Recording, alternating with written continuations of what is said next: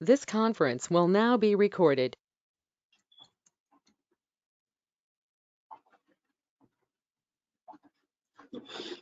So, in this training, right, as I said earlier, so we are going to learn about the ping federate and ping access.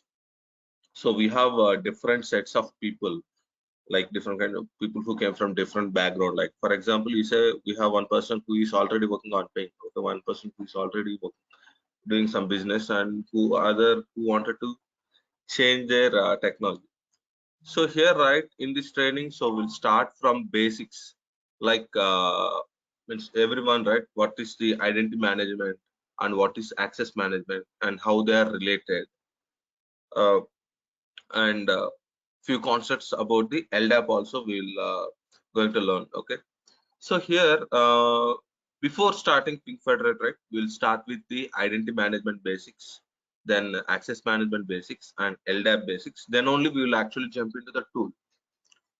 So this training right here, we concentrate on two things. Like parallelly here, we will learn about the access management terminologies and technology, and also we will learn about the tool also. So see, this access management is a universal concept. So in market, we have many tools are there, okay, to perform this access management. Like we have some legacy applications like Oracle Access Manager, uh, SiteMinder is there, and latest tools like ForgeRock, OKTA, and PingFed. So in current trend, right, OKTA, ForgeRock, and PingFed, right, these are the three major shareholders with respect to this access management. So in this training, we will learn about this PingFed. So you might have asked why we should learn only PingFed, why we not the OKTA or ForgeRock. So the advantages of Ping right here. Ping is an we can have both in deploy in on-premise and cloud platform, whereas Okta and ForgeRock, right, they are completely cloud. So and one more thing, right, so here ping federate, right, it is not oversimplified, whereas if you take Okta, right, it is oversimplified. Okay, all you need, it's just a plug and play kind of tool. Okay, there you know, no need to put your brain hard over there in Okta.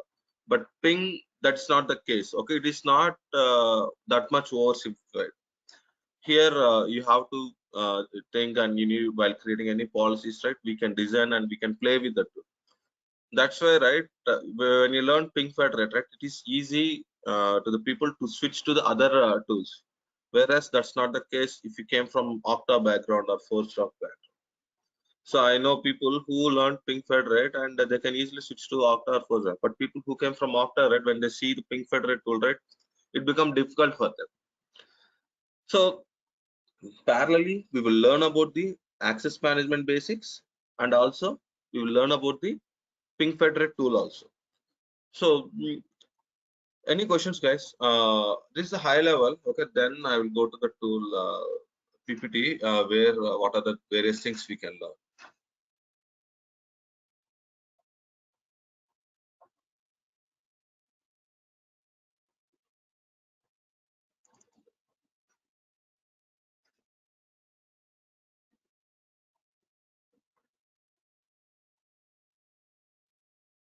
Okay, let me share my screen.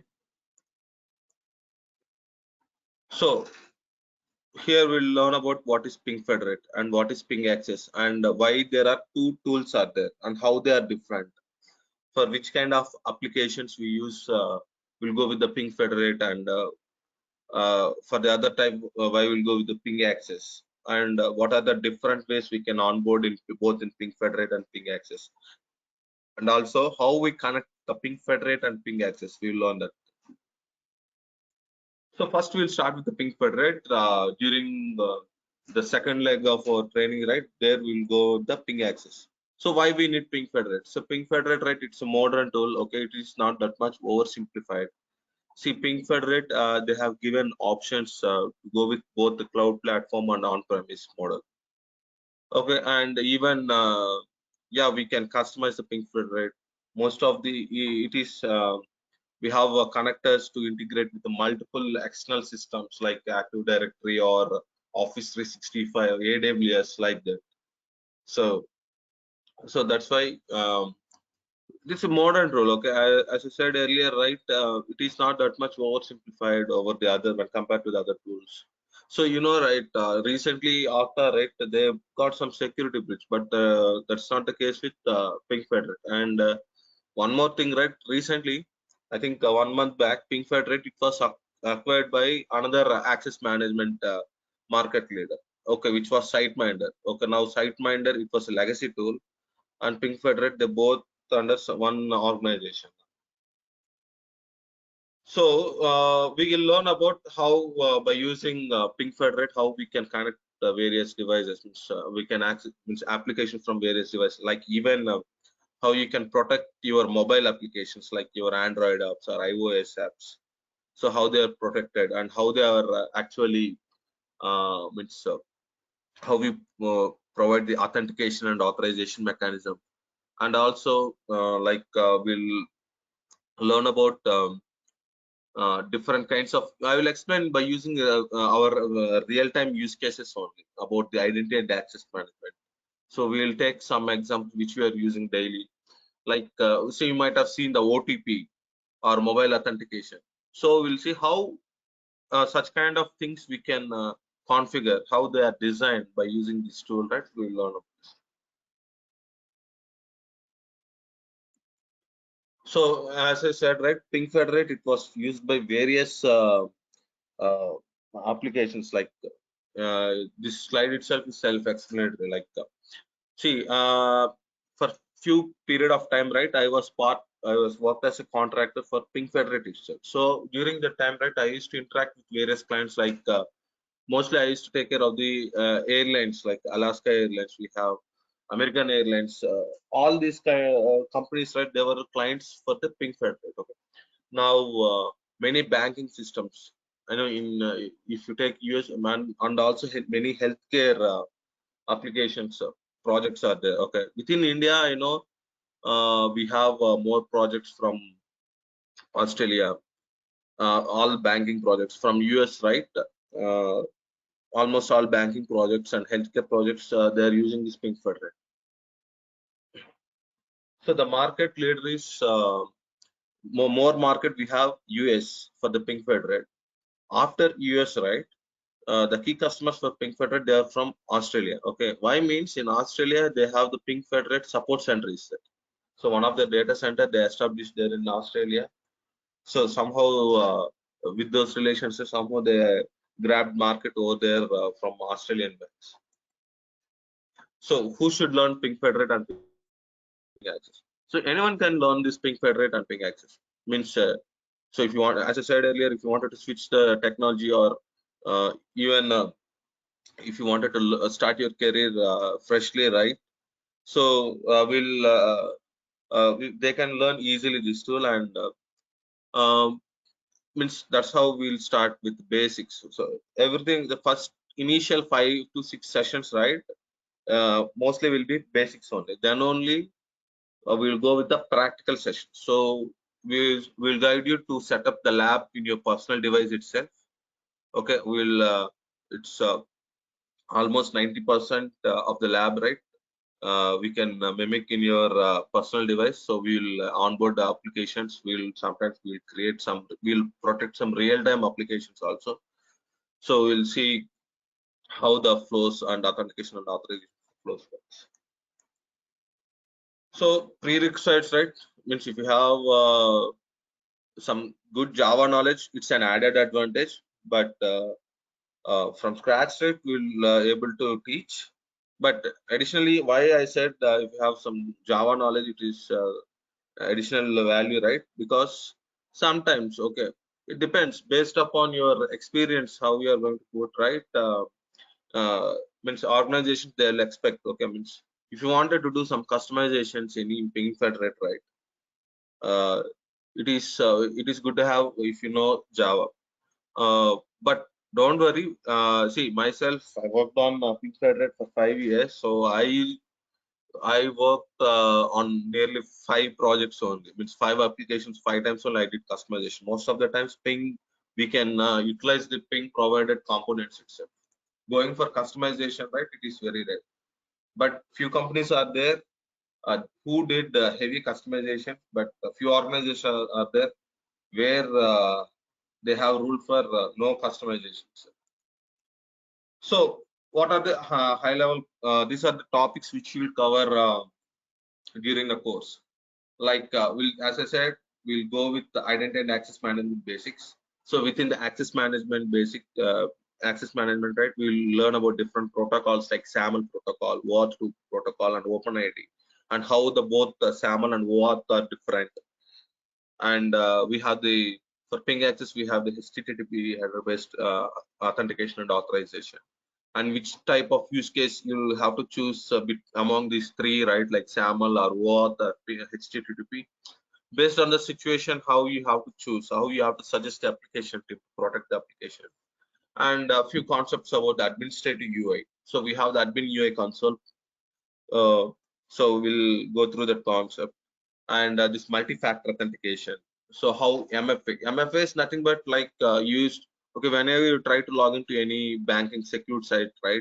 So even though you entered your username and password, we need to authenticate by entering our OTP. That is what known as MFA, multi-factor authentication. One-time authentication, it's not sufficient.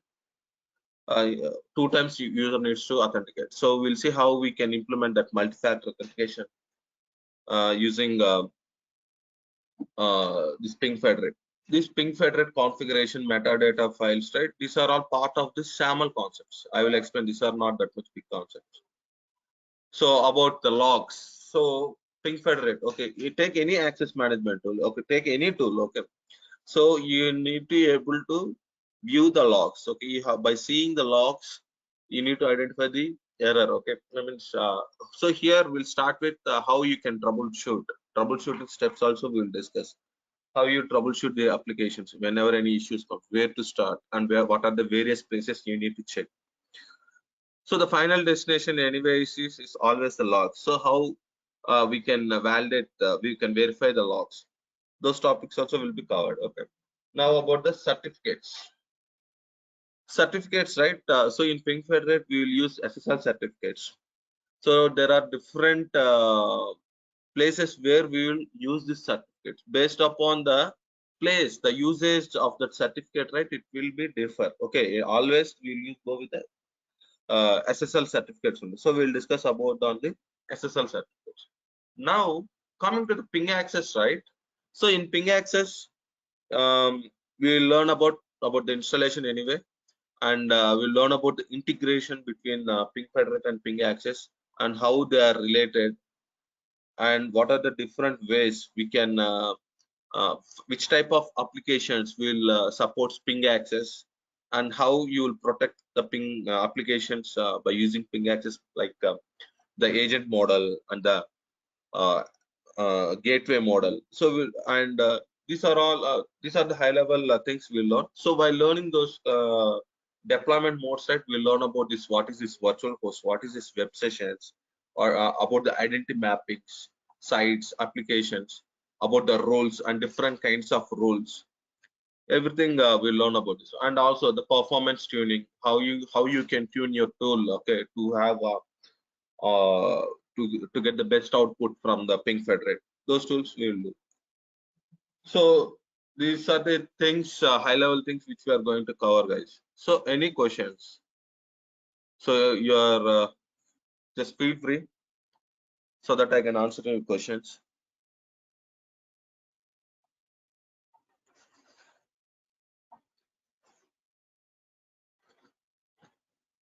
Guys, are you able to hear me? Yes, Manu, this is Suresh Kallo. I have a question regarding the which version of tool we are going to install and for Ping We'll Federation and Ping Access. Yeah, we'll get a trial version, so which is always the latest version only. Latest version. So in that we'll integrate for the on-premises and cloud integrations, or only No, only on on-premises? premise only. On premise only. It's in your personal machine only, right? It is on premise.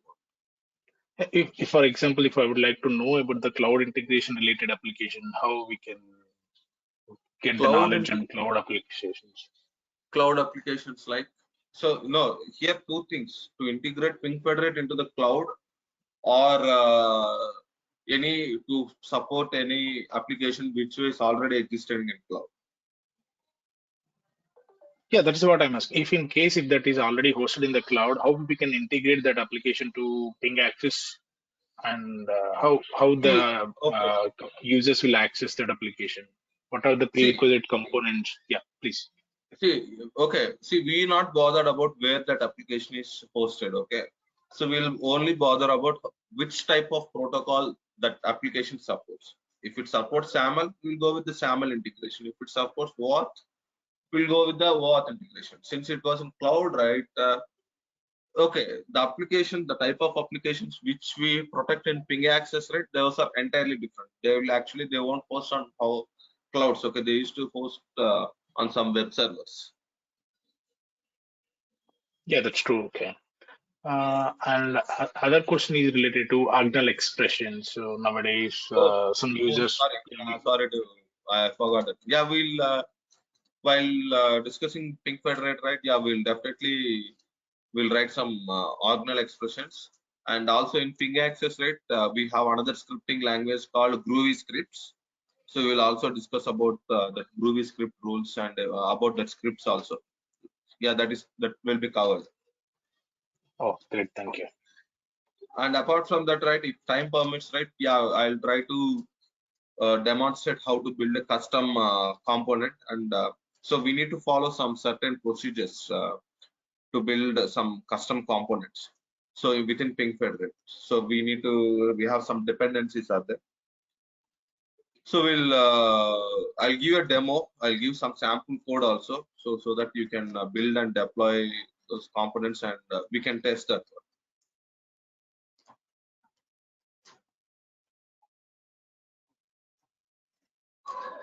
Hi. Yeah. Hi. What is difference between this IAM and this ping federate? See, IAM is a technology, okay, whereas means ping federate, right? So this identity and access management, it's a kind of separate technology where we'll use it everywhere. Okay, so believe me, whether you are a Java developer or C# developer, that doesn't matter. Okay, without this identity and access management, right, you can't even log into your office system, laptop, or desktop itself.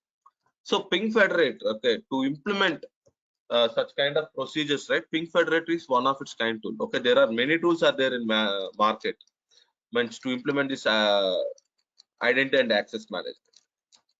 Just ping federate is a tool, okay, where we can which supports this IAM. So like you know about the object oriented programming language. Have you ever heard of that one? OOPS concept.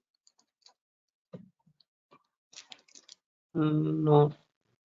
Okay, okay, never mind. So object oriented programming language, right?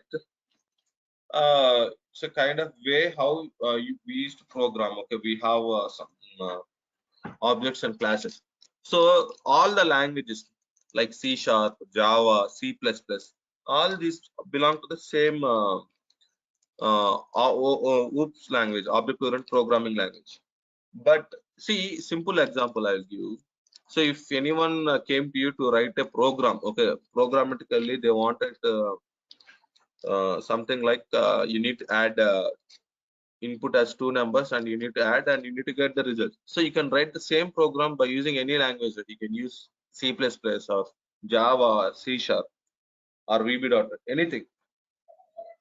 See, the final agenda there is, means requirement there is, so we have to use the object oriented programming language. Okay, they don't bother which kind of language we use, but they need the result. Same way, we have the identity and access management systems where we need to provide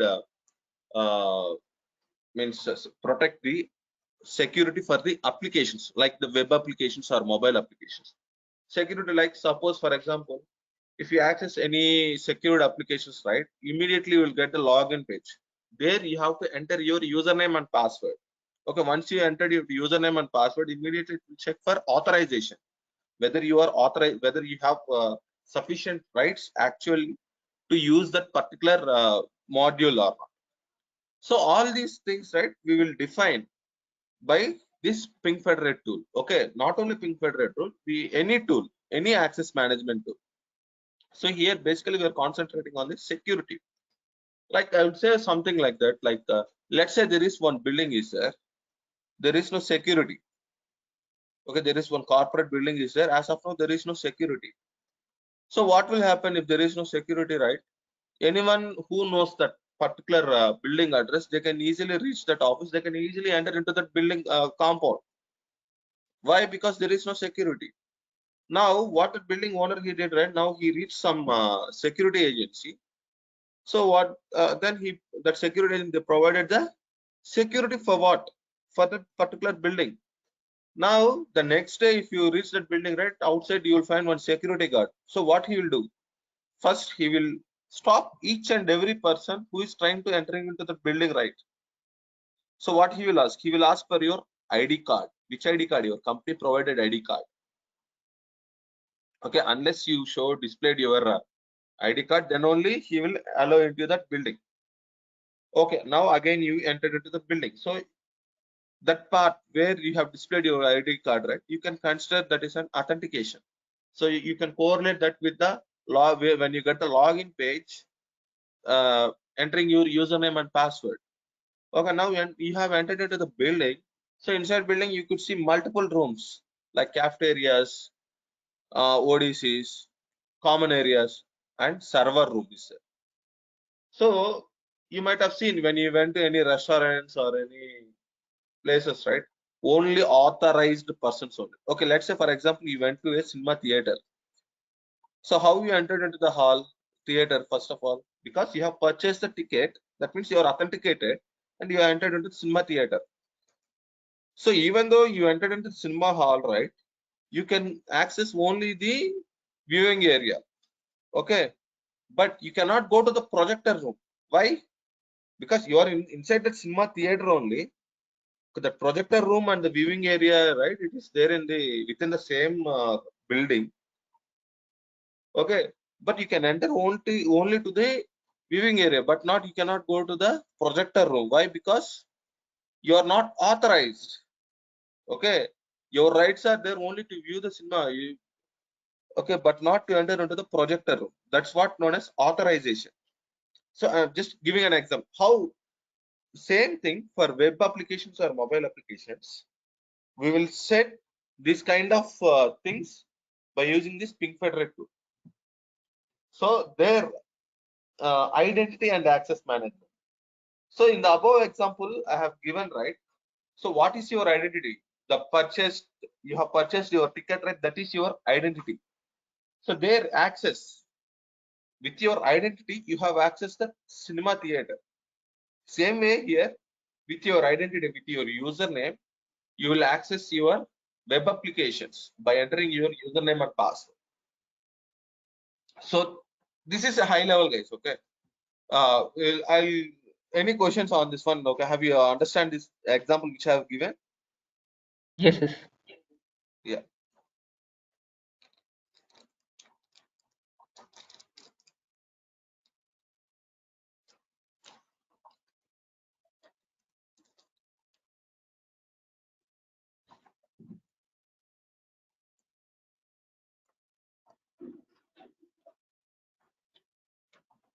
Any other questions, guys?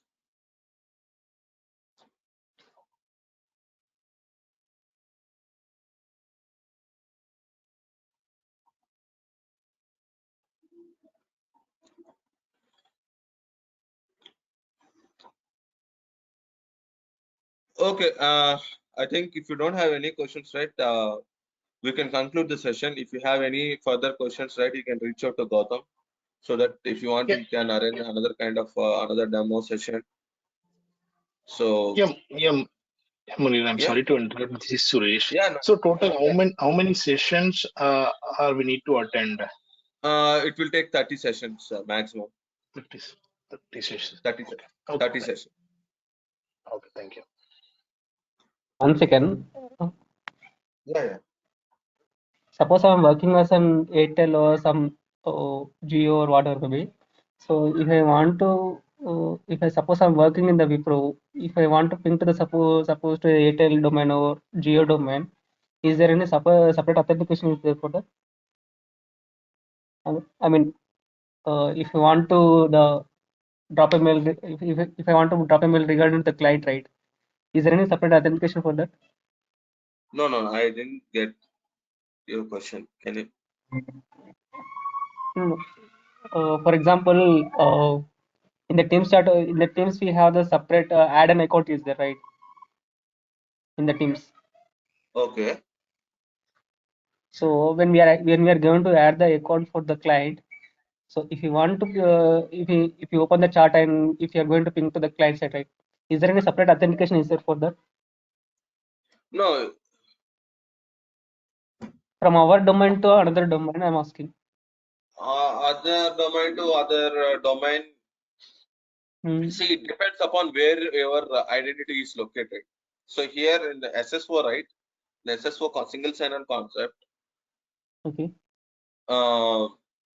We have two parties. If you are switching to other domain means, we'll have the identity part, part, and the service provider part. Okay, identity provider and service provider. So based upon the type of application, it's not about the domain. Even though if you switched you wanted to access any other any application which is in another domain, right? Yeah, it depends upon which identity you are using. So let's say you wanted to, okay, you are in Wipro, you wanted to access any make my trip app, okay, by using your Wipro credentials. So here in general, this Wipro and make my trip both are two different companies, two organizations. So here what you are doing, you are trying to access the make my trip application by using your Wipro credentials. Yes, you can do that one. There is that's actually between the understanding between the make my trip and Wipro. Okay, means about the data sharing, right? Sorry, please can you please unmute yourself? Mute yourself, please.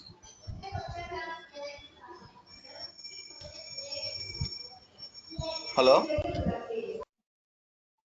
So that's between the agreement between the identity provider and service provider. So in this concept, right? Yeah, mostly we'll go with this SAML protocol. Okay, and not only SAML protocol, it could be OAuth and OpenID also. It could be HTTP also, but that's as I said, right? We are going with identity service provider because here one key feature we should not miss. Okay, we should not share the user password with the third-party application unless you don't share your password, right? We can do. Okay, there is no need of any separate kind of configurations or permissions required. Unless you don't share your passwords with third party, right? You can always integrate third party apps within your organization.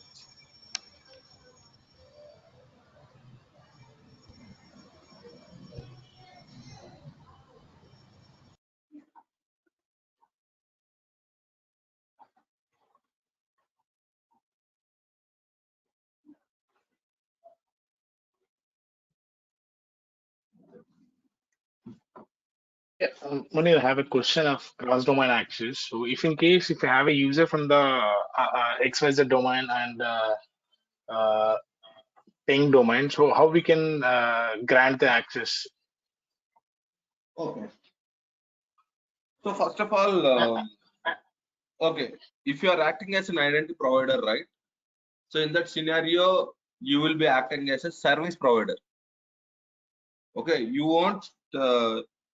So that situation is different. Okay, so if you here you wanted to give access to your application to another person who is not there within your organization, so that means you will act as a service provider. So all these configurations, right, this authentication and authorization mechanisms, everything they will write at the other end only. We'll just simply expose our endpoints to them. My question is related to guest user. If in case some business reasons we are allowing the guest user to access our internal application, which is hosted in our server Okay, or okay. on-premises So if application. if it is a guest user, means definitely that user he will be there within our identity store or data store. So it's the same way, regular process how you'll provide authentication and authorization mechanism to our permanent employees or regular employees. But based upon their roles, right? Yeah, we can put the authorization conditions also. It's the same procedure. I mean, definitely, if he's a guest user, means definitely he will be there in our identity store. See, we won't care about which type of employee, whether he's a guest user or permanent user. We will always see whether that user is there in our data store or. Okay, okay. In these trainings, can you cover the topics like B2B and guest users and B2C?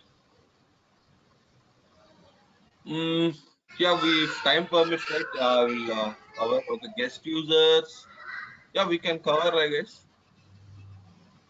So, Not only guest use, B2B and B2C also required. Nowadays, too many organizations are looking for the B2B and B2C.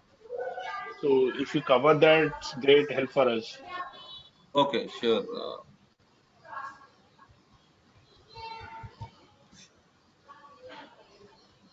Okay.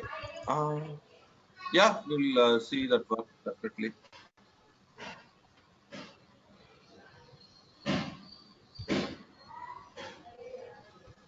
Great, thank you.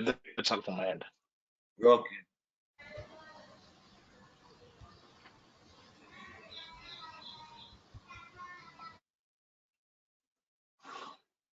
Okay, guys. I'm concluding this session. So, as I said earlier, right, just if you have any queries, reach out to Gautam. So, he will be our. Hi, hi, sir. Yeah, tell me. Yeah, tell me. Someone have.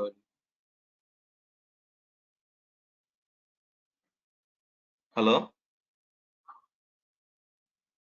Hello? Hello. Sir, Yeah, any please coding go. is required, sir, to learn. So, okay, to learn Any this coding one, knowledge is coding is not required, but we will write some OGNL scripts and Groovy scripts.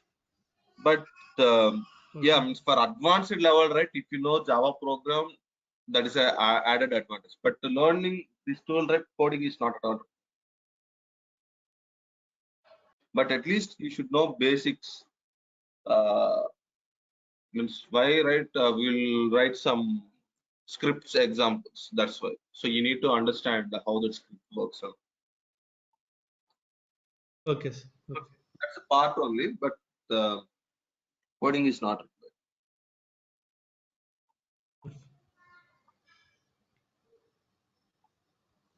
So that's the advantage of learning any tool. Okay, you no need to write any heavy code or nothing like that.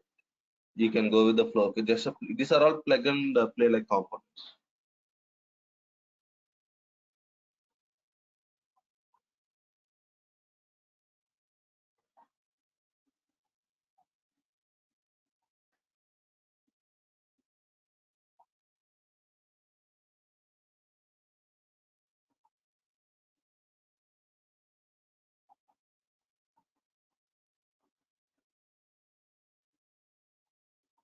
Is it possible to share this demo session PPT? Yeah, you can get it from Gautam. I'll share to you. Okay, thank you. Yeah.